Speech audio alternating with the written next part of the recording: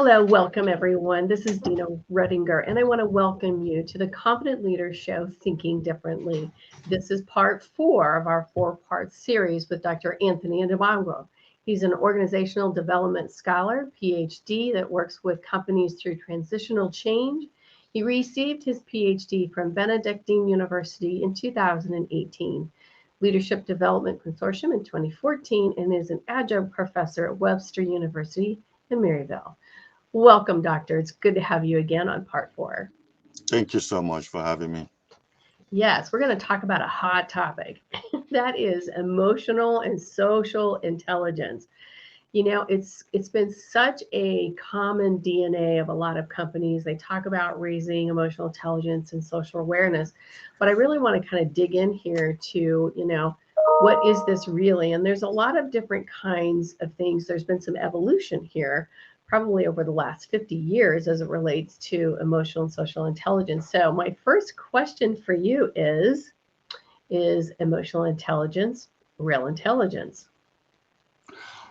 Well, it is being described as intelligent by some literature. Some literature say there is no such thing because maybe the data doesn't really um, support the notion that intelligence can actually be measured in some concrete way.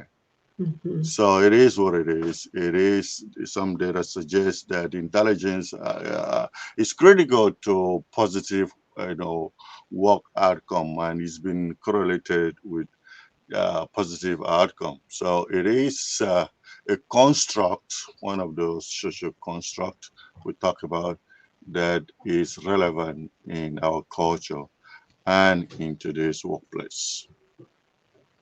Yeah, so it is real. So we know that. So even though it's maybe not measured, it Mm. has an incredible impact. So then that second question I have, is it a skill or is it moral quality? Because there's a lot of conversations about that. I will argue that it is an innate skill.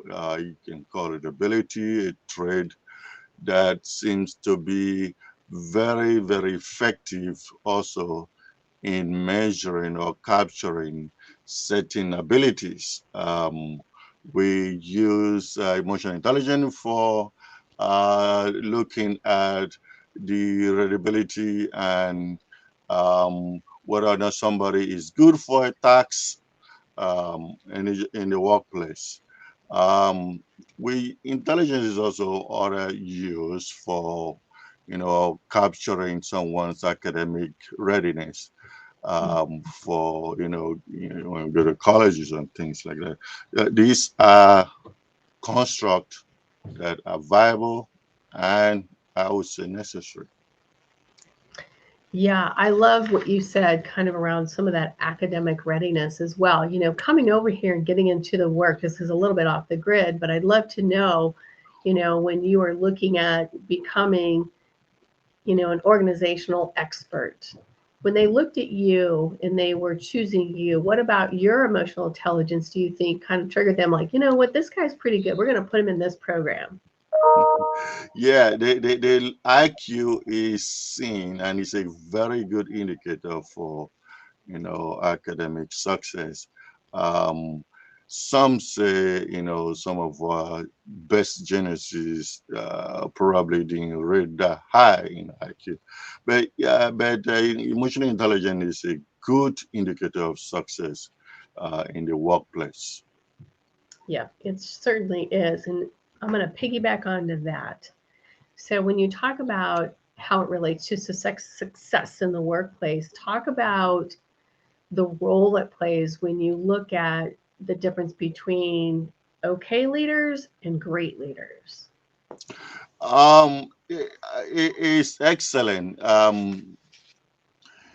Emotional intelligence is wonderful for leaders, especially because it raises people's awareness, helps people think or see beyond, self-interest, so to speak, help you search and sometimes discover, self-fulfillment, especially meaningfulness, Mm. work meaning, being able to see what you do as meaningful, being able to create and um, I think about that in some concrete way helps you to understand the need for change. It also helps you appreciate what Kara call the urgency or sense of urgency when it comes to change.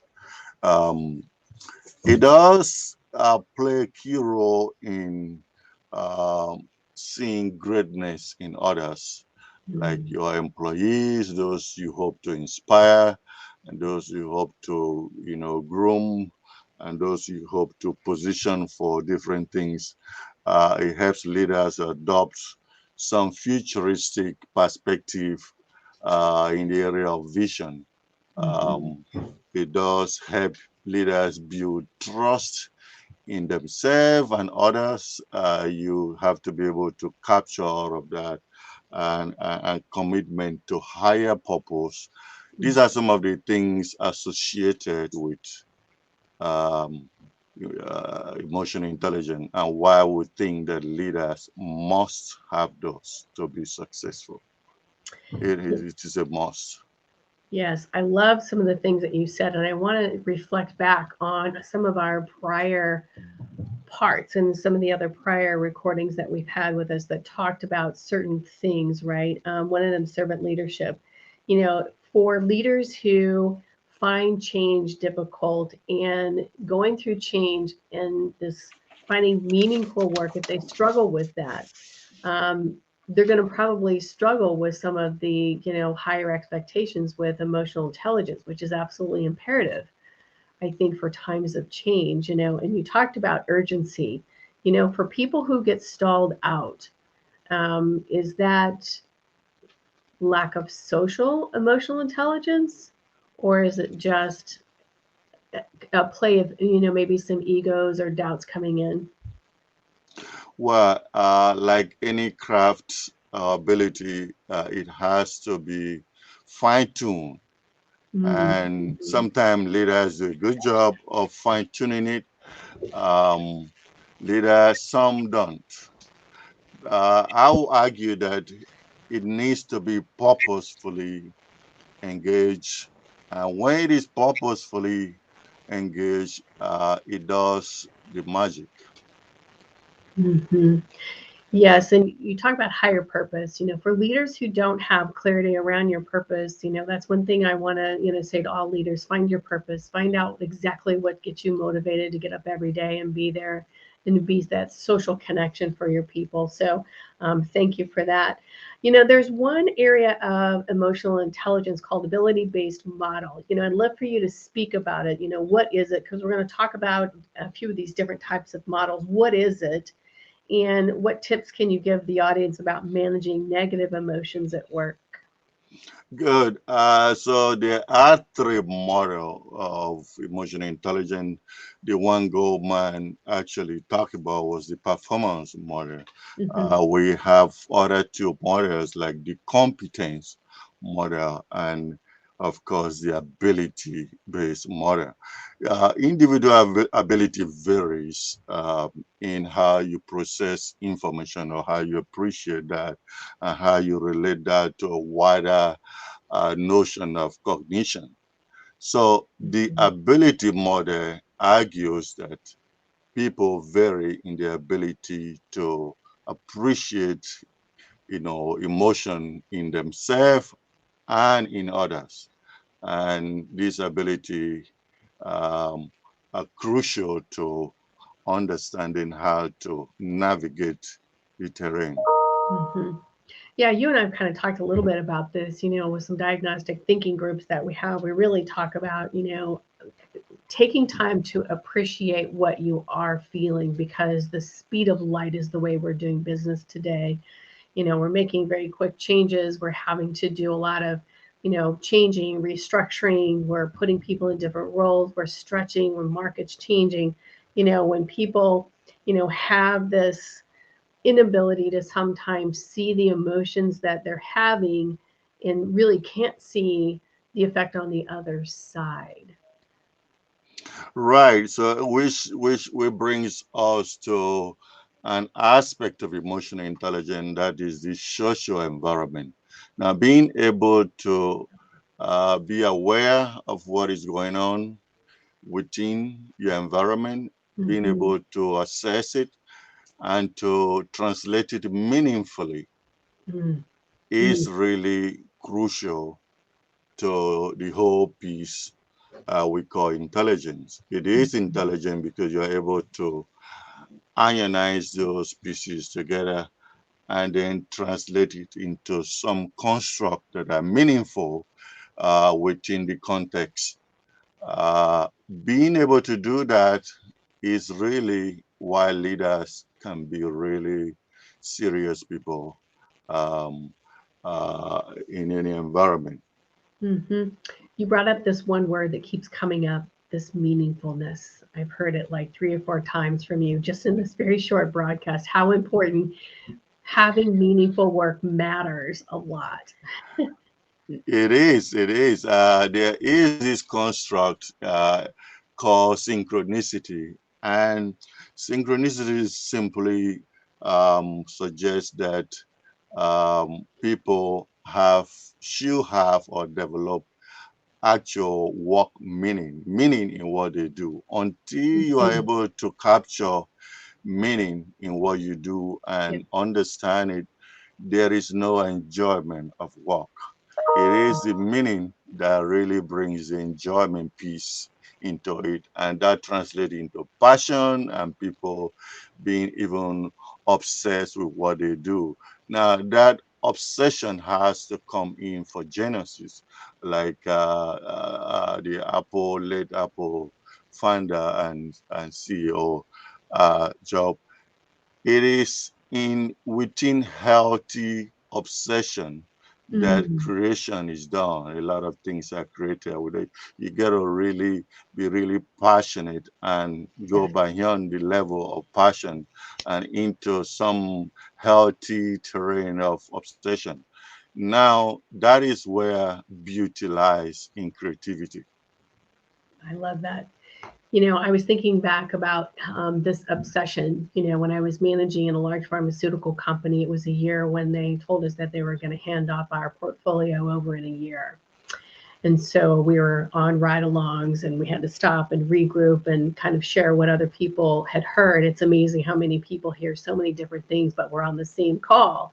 But when we sat down and said, based on this next year, we know how they're going to measure us when we cross over, but what do you want to do? And it really came down to performance, right? And I said, what is it about performance, right? If we don't perform, we may not be able to cross over into and be accepted into the new company. So then I said, let's rally around the things that matter to us. What matters to us, right? And we were selling oncology products. So I had to say, if we don't go out there every day, knowing that the physician we're talking to, that it really is about the patient, it's around your mother. Look at the doctor like it's your sister. You're going to plead for somebody to give information to, and may not be the right drug for them. That's a doctor's, privy to be able to decide that. But every day they went to work based on, they're out there trying to save somebody's life. It was the mission we had that day. Focus Mm, on what we're doing today. Focus on what we're doing for the patient and pretend the patient is somebody that's very close to you and they depend on you getting there every day. Can you mm, hold that for each other? Can you hold that for a team for each other so that you can go out there and make a difference? So it kind of goes back to what you said. It was a healthy obsession of making sure they went out every day, because you can get so sidetracked with all the stories about this thing of fear, right? Fear about what's going mm. to happen. Am I going to have my job? Am I going to, how am I going to, make it in the world if I get cut? It really was, how do we reground ourselves, find meaningful work, and finding that obsession for finding a shared purpose for what we were there to do. And I think that's what made that year very successful for us. So I want to thank you for all those little pearls, because you're exactly right. So thank you for that. I want to go You're into welcome. another EI. Talk a little bit about trait emotional intelligence. What's the difference between ability model and the trait emotional intelligence? Those are very key constructs. Trait emotional intelligence refers to those related self-perception sort of measured via self. It is self-perception based, and um, the letter is sort of cognitive ability. One is cognitive ability, the way you think about Hmm. your thought itself. Hmm. It is measured by level of performance. That is related to that. But self perception is really a very serious construct because how you perceive, how you think you are doing about the task really boils down to what it is. If you don't have the confidence within yourself, then you're not able to really appreciate the the task and convey the level of intelligence required to really master it and to be able to master it in a level that you can train others or actually talk about it in some piece. So um, it is it is an important construct and one that should be um, differentiated and appreciated. Hmm. Hmm. Thank you very much. I love that. So that self-perception is around that trait, emotional intelligence. Now, the most common one that we see very often is Daniel Goleman's emotional intelligence, kind of a mixture of both. I'd like for you to share a little bit about, what makes that so popular, because that's the main one that we hear about the most. You mean the Daniel Goleman? Yeah. Well, he was a psychologist and also a journalist, and so he popularized that. The first person that brought about this theory of intelligence was a guy called Howard Gardner in the Hmm. 80s, and Hmm. then in the 90s, Daniel took it on um, and popularized it.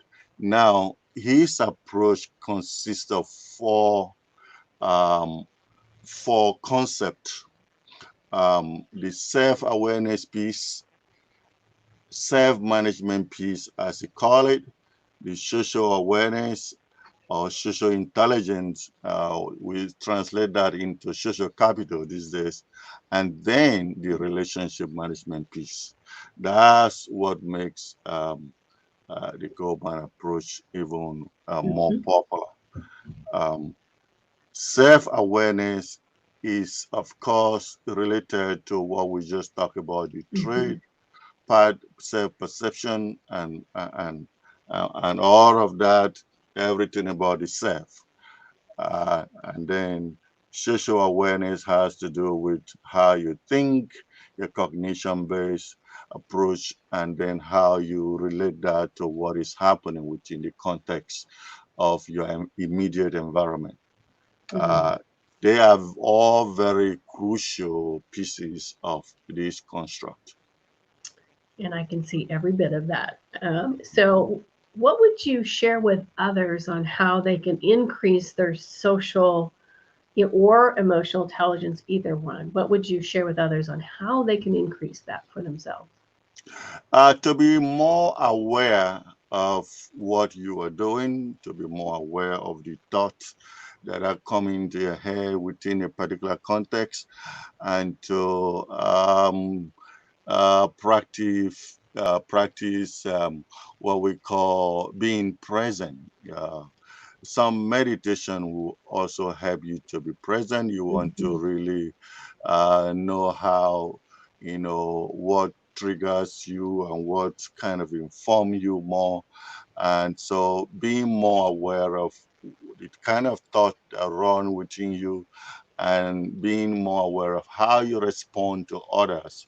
Hmm. Those are key behavior that can help one to grow in these areas. Yeah, so I heard, just a couple of things. It really comes down to ultimately that management relationship. So Mm. for leaders who are kind of like, I don't know if I have it. And so I'm just going to ask you. So if somebody says, well, doctor, how do I even know I have it? How do you know you have it? Well, Yeah. if one way you know you have it is if people are not, feedback from other people, people you work with, Hmm. family members, friends, and things like that. Feedback, there is a place for feedback, and why feedback is so important. It allows you to understand what you have, and it allows you to take what you have even further in terms of fine tuning it. And peers, friends, co-workers, all those people who, if you create the window, the room for them to sort of help suggest how, you are doing. And that's why we talk about having your own personal team. Your personal team are those that sort of point these things to you and say, oh, you are very good at this and you are really good at that, or you don't do that well in this. And when you get those feedback, it needs to be taken seriously if you want to grow. Yes. Yeah, and I love the fact that we all need a personal team. I call it a tribe, your board of directors, somebody that's not going to tell you what you want to hear, something that's going to be very objective and be open to it. The hardest thing for feedback is making sure that you ground yourself to not have an emotional trigger to it, to make sure that you're taking it in, because feedback is a gift. Some of the symptoms as we close here that we were talking right before we went on, some of the symptoms that I see for lack of emotional intelligence is that if your team is underperforming, that could be a very big symptom that's saying, well, maybe I need to take a look at this. Is that a piece of it? They either can't do or they won't do. If they can't do it, they need to have some skills based. If they really can't, and you've given them that and they're still underperforming, you really have to step back as a leader and ask yourself, can I be more socially aware? Can I be more emotionally aware? And then, and you said this earlier when we were talking, is have the confidence to be able to say, I want to learn more. Be okay with that. A lot of people are not okay with having to learn some of this stuff. It's very uncomfortable. Right, right. Having a learning attitude to a mindset of learning, always learning, seeing everything from the learning perspective, that really makes or keeps somebody curious Yeah. and aware and better informed to ignite self growth in yourself and others. There are folks who ensure that in a year they read books. You monitor what is going on, New York Times bestseller list, and get all those relevant books and digest them, as the case may be. Learning is continuous learning, is how we sustain what we have and become better. And you also had another word. I want to pull this one back in. There's a sense of urgency for you as a leader out there. There's a sense of urgency. You can't let a lot of time go by. If your team needs you and things are not working well, underperforming, maybe there's conflict going on or it doesn't feel well, step back and ask yourself, what do they need from me to lead better? And ask them, what is it that I can do differently so that I can best serve you? And how can I help you move forward? And how can I help you develop? I think some of those are critical conversations that I know during my own career, nobody really asked me anything. I had to go after it. Right. And so I think when somebody asks, really shows that they really do care about you as an individual. There's nothing more powerful for a leader's seat than knowing that the people you serve, you care about them. Some group that we don't appreciate even more, that we need to, is the critics, people who say something you don't want to Yeah. hear, people who we say criticize us. Now, they are folks that are telling you the fact what you don't want to hear. Those are really important, pieces of advice. And the more you know how to think and receive that, the better you become. Yes. I mean, what can society do without social critics? Yes. And social criticism is hard to take. So you have to have some grounding in yourself to say, it's okay. I'm still a good person. That doesn't mean they're calling out your character. They're just trying to help you create awareness. Right. Very, very different. So, Doctor, I'd love to know how people can get a hold of you. Can you give people your how they can do that if they want to reach out to you for any sort of assistance that they may have with social emotional intelligence? Yes, you can reach me through my number 314-503-2408 or www.xcdassociate.com. That is my company. Excellent. Well, we're so glad to have you on. These last four parts have been extremely important for a lot of leaders. I want to thank you for being a part of the Confident Leader Show, thinking differently. And we're all out here to help you guys become better leaders and overcome some of the challenges that we have today. So we're all wishing you well, and we hope to see you on the next broadcast of Confident Leader Show, Thinking Differently. Thank you so much for having me. Thank you.